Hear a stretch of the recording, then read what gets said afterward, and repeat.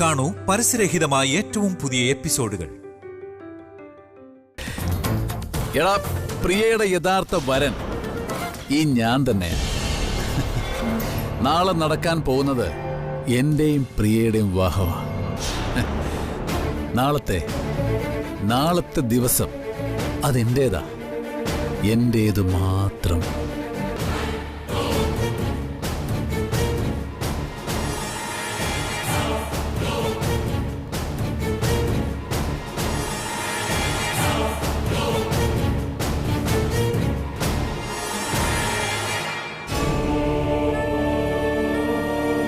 ഏട്ടന്റെ ഒരു ധൈര്യത്തില ഞാൻ ഈ സാഹസത്തിന് പുറപ്പെടുന്നത്.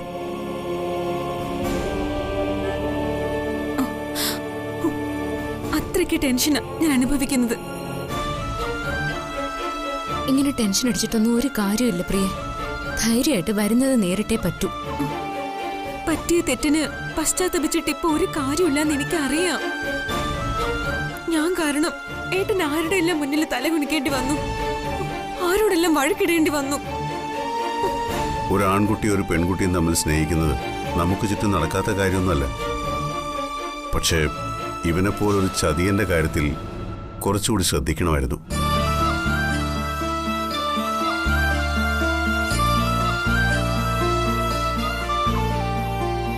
ഇനി കഴിഞ്ഞതിനെ കുറിച്ച് ഓർത്ത് ദുഃഖിച്ചിട്ടോ പശ്ചാത്തപിച്ചിട്ടോ ഒരു കാര്യമില്ല. എന്റെ ഈശ്വര, എങ്ങനെയെങ്കിലും ഈ കല്യാണം ഒന്ന് നടന്നു കിട്ടിയാൽ മതിയായിരുന്നു.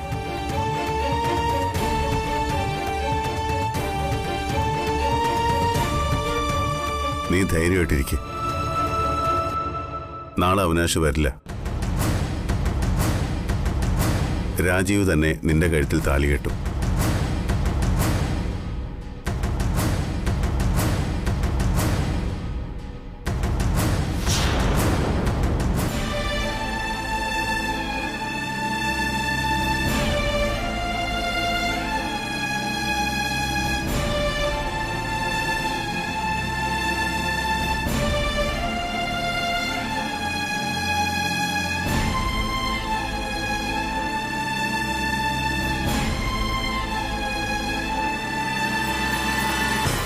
ആഹാ, ഉറങ്ങാൻ കിടന്നാളെ എഴുന്നേറ്റ് ഇവിടെ വന്ന് നിൽക്കണോ? കിടന്നിട്ട് ഉറക്കം വരുന്നില്ല. നാളെ കല്യാണം ഒന്ന് കഴിഞ്ഞു കിട്ടുന്നവരെ ഒരു സമാധാനമില്ല. എന്തെങ്കിലുമൊക്കെ കിട്ടാൻ കാത്തിരിക്കുന്നവരെ ബന്ധുക്കളും ചുറ്റിലുള്ളവരും എല്ലാം. നാളെ എന്തെങ്കിലും കാരണം കൊണ്ട് ഈ കല്യാണം അങ്ങനെ നടക്കാതിരുന്ന പിന്നെ ജീവിച്ചിരുന്നിട്ട് കാര്യമില്ല. എന്തും ചെയ്യാൻ മടിക്കാത്ത ക്രൂരനാവൻ. അത് മറയ്ക്കാൻ കഴിയുന്ന കാക്കിയും അവന്റെ കയ്യിലുണ്ട്. നമ്മളെപ്പോലുള്ള ദുർബലരെ ഉപദ്രവിച്ചില്ലാതാക്കാൻ അവനത് ധാരാളമാണ്. അതെ, രാജീവന്റെ അമ്മ വിളിച്ചിരുന്നു. അവരും ഇതേ പേടിയില്ല. നാളെ മണ്ഡപത്തിൽ വന്ന് അവൻ എന്തെങ്കിലും പ്രശ്നം ഉണ്ടാക്കിയ എന്ത് ചെയ്യുമെന്ന് അവര് ചോദിക്കുന്നത്. അവർക്കും ടെൻഷൻ ഉണ്ടാവില്ലേ? ഒരേ ഒരു മകനല്ലേ. എല്ലാം മംഗളമായി നടക്കണമെന്ന് അവരും ആഗ്രഹിക്കില്ലേ? അവൻ കൊണ്ടുവന്ന സാരി എവിടെ വെച്ചു? അത് ഞാൻ പ്രിയയുടെ മുറിയിൽ കട്ടിലിന്റെ ഇടയിൽ വെച്ചിരിക്കുക. അവന് ശരിക്കും ഭ്രാന്താ സുധേട്ടാ. അല്ലെങ്കിൽ പിന്നെ വേറൊരുത്തൻ കല്യാണം കഴിക്കാൻ പോകുന്ന പെണ്ണിന് കല്യാണ സാരിയായിട്ട് വരുവോ? നാളെ ഈ കല്യാണം ഒന്ന് കഴിയട്ടെ, കൊണ്ടുചെന്ന് അവന്റെ മുഖത്തേക്ക് വലിച്ചെറിഞ്ഞു കൊടുക്കും ഞാൻ അവന്റെ ഒരു സാരി. അവൻ അതും കൊണ്ട് വെറുതെ വന്നതല്ല. എന്തോ ഉറച്ച തീരുമാനം അവൻ എടുത്തിട്ടുണ്ട്. അല്ലെങ്കിൽ പിന്നെ ഇങ്ങനെ പരസ്യമായിട്ട് അവൻ അതും കൊണ്ട് ഇവിടെ വരില്ല.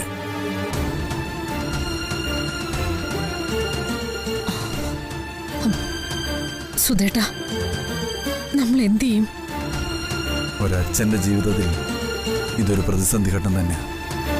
പക്ഷേ ഇത് മറികടന്നേ പറ്റൂ. എല്ലാത്തിലും വലുത് എനിക്ക് എൻ്റെ മകളുടെ ജീവിതമാണ്. അതിന് തടസ്സം നിൽക്കുന്നത് എന്തായാലും അത് ഞാൻ വെട്ടി മാറ്റിയിരിക്കും. സുധേട്ടൻ എന്തായി പറഞ്ഞു വരുന്നത്? ഒരച്ഛൻ്റെ കടമ ഞാൻ നിറവേറ്റുമെന്ന്. അവൻ നാളെ ആ ക്ഷേത്രത്തിന്റെ പരിസരത്ത് കാല് കുത്തിയാൽ തീർക്കും ഞാൻ അവനെ.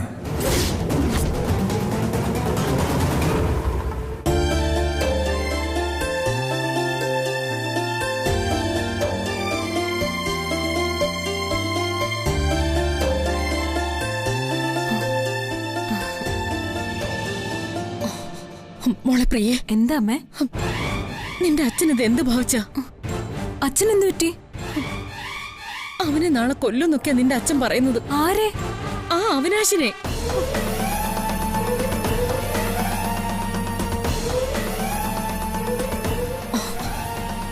നാളെ അവൻ ആ പരിസരത്തെങ്ങാനും വന്നാ കൊല്ലുമെന്ന് നിന്റെ അച്ഛൻ പറഞ്ഞത്.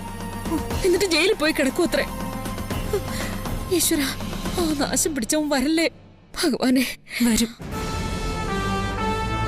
അയാൾ വരാതിരിക്കില്ല അമ്മേ. ചാവേറിന്റെ ജന്മം അയാളുടേത്. കൊല്ലാനും ചാവാനും മടിയില്ലാത്ത ചാവേറിന്റെ ജന്മം. എന്റെ ദൈവമേ, ഈ പെണ്ണിത് എന്തൊക്കെയാ പറയുന്നേ? ആ ദുഷ്ടൻ രാജീവിനെ എന്തെങ്കിലും ചെയ്യുമെന്ന എന്റെ പേടി.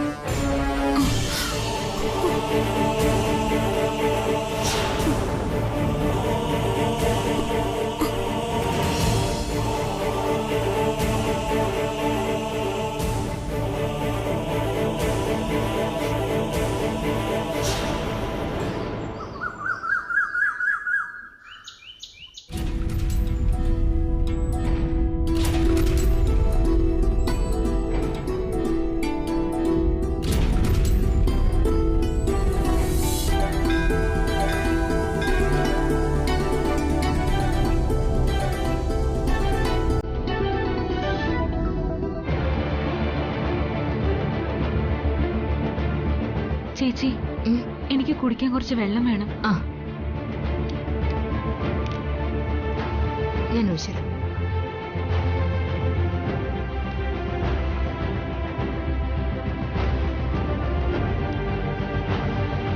മതിയോ?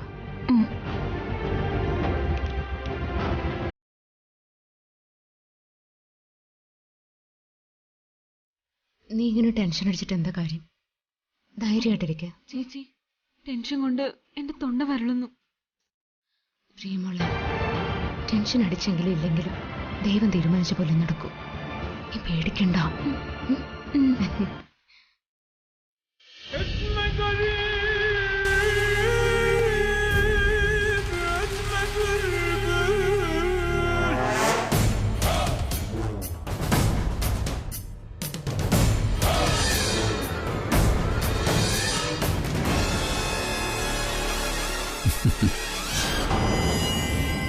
കൊള്ളാം. കല്യാണ ചെക്കന്റെ വേഷം അസലായി. പ്രിയ ഒരെയും കാണും. ഇപ്പോ അവളെ ഒന്ന് വിളിച്ചു നോക്കിയാലോ?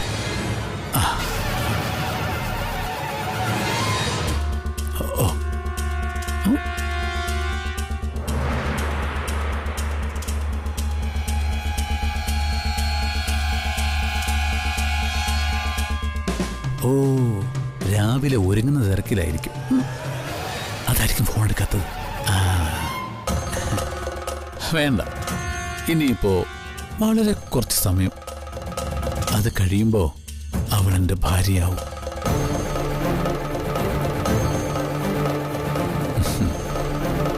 പിന്നെ ഞാനും അവളും ഒന്നിച്ചായിരിക്കും ജീവിതകാലം മുഴുവൻ. സന്തോഷിച്ച് സന്തോഷിച്ചങ്ങനെ ജീവിക്കും.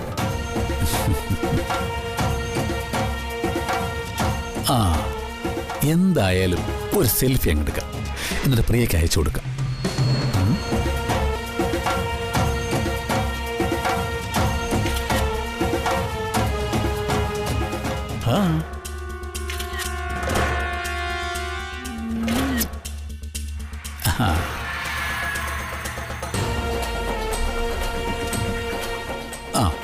ഇത് കൊള്ളാം. എന്റെ വേഷം അവളൊന്ന് കാണട്ടെ.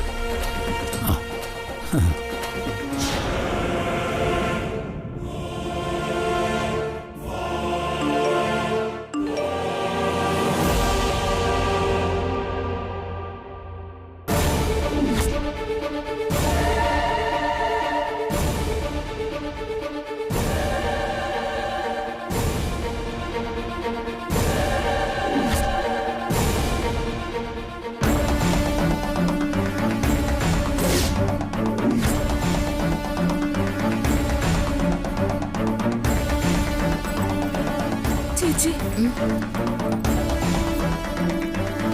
എന്താ മോളെ? നോക്കിയേ,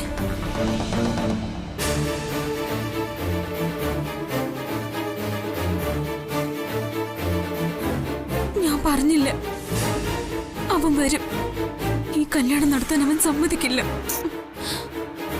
അവനൊരു സാഡിസ്റ്റാ ചേച്ചി. ആരോടും അവനൊരു കരുണയില്ല, സ്നേഹവും സഹതാപവും ഇല്ല. മറ്റുള്ളവരെ എത്ര ചവിട്ടി തേക്കാനും അവനൊരു മനസാക്ഷി കുത്തുമില്ല. അവൻ ഈ ചെയ്യുന്നതെല്ലാം പ്ലാൻ ചെയ്ത് തന്നെയാ.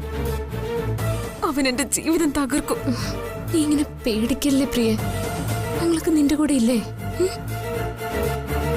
ടെൻഷൻ ആവല്ലേ?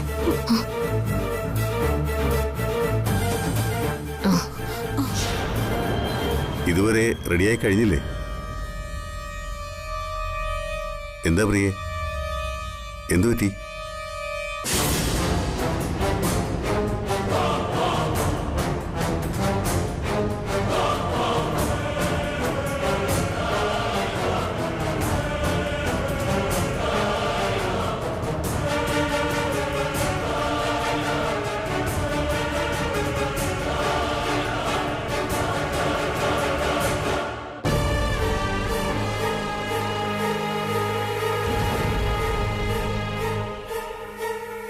മുഹൂർത്തത്തിന് ഇവന് മണ്ഡപത്തിലെത്തിയ നമ്മൾ എന്ത് ചെയ്യും?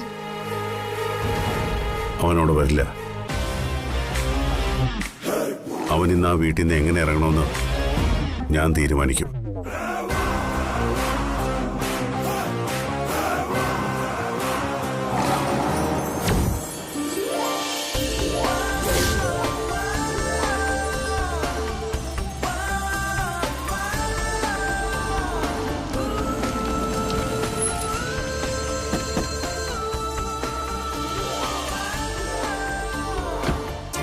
ഇതിനൊക്കെ നിന്നെയാ പറയേണ്ടത്. ഞാൻ എന്ത് ചെയ്തു? എനിക്കവന്റെ സ്വഭാവം തീരെ പിടിക്കുന്നില്ല, പറഞ്ഞേക്കാം. വീട്ടിൽ നിന്നൊരുങ്ങി നമ്മുടെ കൂടെ അല്ലേ വരേണ്ടത്? പിന്നെന്തിനാ അവൻ കൂട്ടുകാരുടെ കൂടെ പോയത്? വരുന്ന വഴിക്ക് ബ്യൂട്ടി പാർലർ കയറിയിട്ട് വരാന്ന് അവൻ പറഞ്ഞേ. അവനിപ്പോ ഇങ്ങ് എത്തും, നിങ്ങൾ ടെൻഷൻ ആവാതെ. ഹലോ മേനോൻ, അകത്തേച്ചില്ലേ? കുറെ കൂട്ടുകാരും അവനും. സ്വീകരണത്തിന് മുമ്പെങ്കിലും അവനിങ് എത്തുവോ? അവൻ വരും. DK വരുന്നു. ഒന്നിനും ഒരു കുറവും വരുത്തിയിട്ടില്ല. ഭക്ഷണം കഴിച്ചിട്ടേ പോകാം. ശരി ശരി. എന്താ മേന്നെ, എന്തെങ്കിലും പ്രശ്നമുണ്ടോ? അല്ല DK, ഞങ്ങളുടെ കൂടെ വരേണ്ടവൻ കൂട്ടുകാരുടെ കൂടെ പോന്നിരിക്കുന്നു. അതൊന്നും സാരമില്ല, അവര് വരട്ടെ. വേറെ കുഴപ്പമൊന്നുമില്ലല്ലോ. എന്തു കുഴപ്പം? എല്ലാം നമ്മൾ തീരുമാനിച്ച പോലെ തന്നെ നടക്കും. മുഹൂർത്തത്തിന് അമ്പലത്തിൽ വെച്ച് താലികെട്ട്, അത് കഴിഞ്ഞാൽ ഉടനെ തന്നെ നമ്മൾ ഓഡിറ്റോറിയത്തിലേക്ക് പോകുന്നു. ബാക്കിയെല്ലാം ഞാൻ അവിടെ റെഡിയാക്കിയിട്ടുണ്ട്. ഇത് കണ്ടോ? അവനെനിക്ക് അയച്ചു തന്നത് DK. എന്താ ഇതിനർത്ഥം? അവനൊരു പിശാച, മനുഷ്യന്റെ ചോര കുടിക്കുന്ന പിശാച്. നിങ്ങൾ പേടിക്കണ്ട, അവൻ ഈ ക്ഷേത്രത്തിന്റെ 7 അയലത്ത് വരില്ല. ആ ഉറപ്പ് പോരെ? DK പറഞ്ഞാൽ എനിക്ക് വിശ്വാസമാണ്. പക്ഷേ വിളിച്ചു വരുത്തിയവരുടെ മുന്നിൽ നാണം കെടേണ്ടി വന്നാൽ പിന്നെ ജീവിച്ചിരുന്നിട്ട് കാര്യമില്ല. ഒന്നും സംഭവിക്കില്ല മേന്നെ. അവന്റെ ഭ്രാന്തനുള്ള മറുപടി ഞാൻ കൊടുത്തോളാം. തൽക്കാലം ഇത് രാജീവിനെ കാണിക്കണ്ട. ബാക്കി ഞാൻ ഏറ്റു. നിങ്ങൾ അങ്ങോട്ട് ചെല്ല്. ശരി ബാബാ. വാ.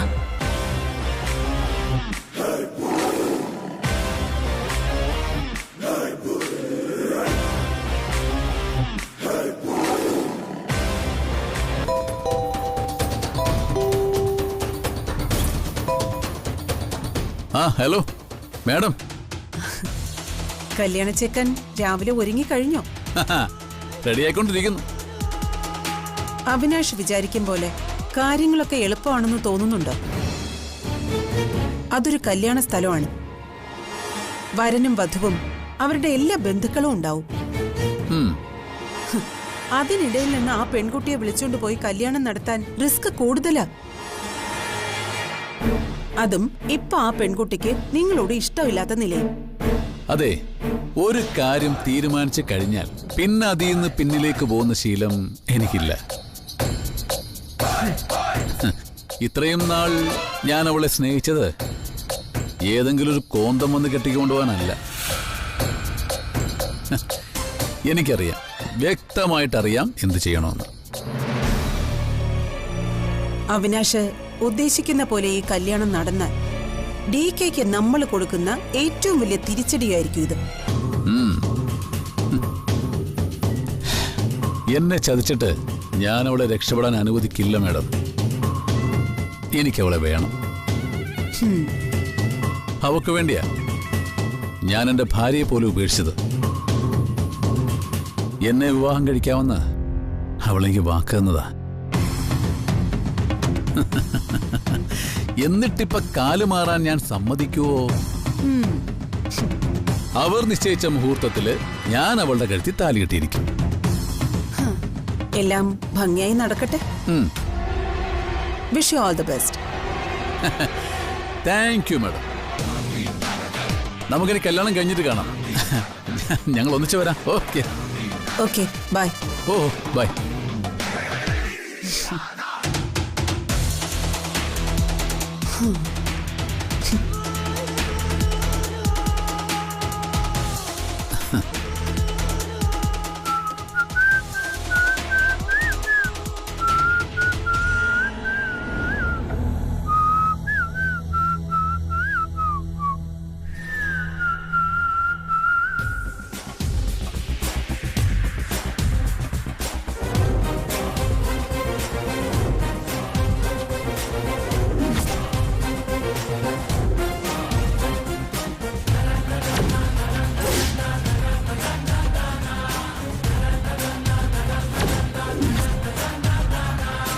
നീ കല്യാണത്തിന് പോകാൻ ഒരുങ്ങുമായിരിക്കും അല്ലേ? ഞാനും ക്ഷേത്രത്തിലേക്ക് പോകുന്ന വഴിയാ. ഇവിടുന്ന് നമുക്ക് ഒരുമിച്ച് അങ്ങ് പോവാം. എനിക്ക് സാറിന് സഹായം ആവശ്യമില്ല. ഒറ്റയ്ക്ക് പോകാനുള്ള വഴിയൊക്കെ എനിക്കറിയാം. പക്ഷേ ചില വഴികളിൽ തടസ്സങ്ങളുണ്ട്. ആ തടസ്സങ്ങളൊക്കെ വെട്ടിമാറ്റേണ്ടത് നമ്മുടെയൊക്കെ ചുമതലയാ. എടാ ചെറുക്ക, എന്റെ വഴിയിൽ യാതൊരു തടസ്സവും ഇല്ല എന്ന് നീ മാത്രം പറഞ്ഞാ പോരല്ലോ. ഇറങ്ങിപ്പോടാ. നീ എന്താണ് ഇങ്ങോട്ട് വലിഞ്ഞേറി വന്നത്? നിനക്ക് എന്തോ അപകടം വരാൻ പോകുന്നറിഞ്ഞ് എന്റെ ഏട്ടൻ എന്നെ പറഞ്ഞു വിട്ടതാ. നിന്റെ ഏട്ടൻ വല്ല സ്വപ്നം കണ്ടതായിരിക്കും. നീ പോവാൻ നോക്ക്. എന്റെ ഏട്ടൻ അങ്ങനെ വെറുതെ സ്വപ്നമൊന്നും കാണാറില്ല. വെറും വാക്ക് പറയാറുമില്ല.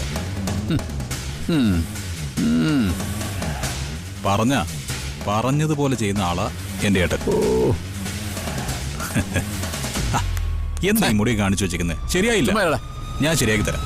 വന്നേ, ഇങ്ങോട്ട് നോക്ക്. എന്താ ഇത്? ഇവിടുന്ന് അങ്ങോട്ട് ഞാനാണ് നിന്റെ സാരഥി. നീ എന്തോ കാണിക്കുന്നത്? വരെയൊക്കെ താക്കോലിങ്ങതാ. എന്നെ മര്യാദ പഠിപ്പിക്കാൻ വരല്ലേ നീ? ഓ, നീ എന്താ ഒരുമാതിരി കൊട്ടേഷൻകാരെ പോലെ സംസാരിക്കുന്നു. അപ്പൊ നിനക്ക് കാര്യം മനസ്സിലായി? അതേടാ, ഇത് കൊട്ടേഷനാ. എന്റെ ഏട്ടന്റെ കൊട്ടേഷൻ. സാധാരണ കല്യാണ ചെറുക്കനെ ഒരുക്കേണ്ടത് ബന്ധുക്കളായ ചെറുപ്പക്കാരുടെ ചുമതലയാ. കഴിഞ്ഞോ? ഇവിടെ നിന്റെ അളിയനോ മറ്റാരും ഇല്ലാത്ത സ്ഥിതിക്ക് നിന്നെ ഞാൻ തന്നെ റെഡിയാക്കാം.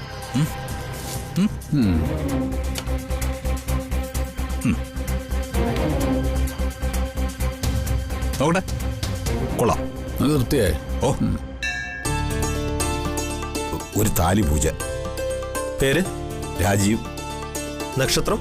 അനിഴം. എത്രയാ? 100.